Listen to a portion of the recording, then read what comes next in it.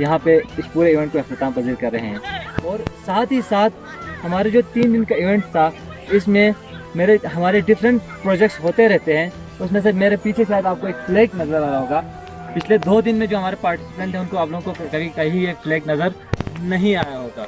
ये जो फ्लैग है पाक यूएस अलमनाई नेटवर्क की तरफ से मुझे एक चैप्टर एक्टिविटी मिला होता है, एक प्रोजेक्ट मिला हुआ था जो कि हमने करना था, इसी मंथ में करना था।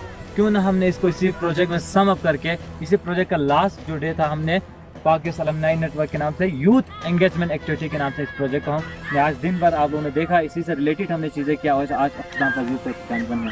तो इन सेंस में डायरेक्टली कहना चाहूँगा कि पाक यूएस अलमनाई नेटवर्क का भी मैं शुक्रिया अदा करना चाहूँगा कि उन्होंने अपनी थोड़ी सी जो बजट है वो हमें प्रोवाइड किया कि हम अपने इस इवेंट को प्रॉपर तरीके से सक्सेसफुल कर सकें।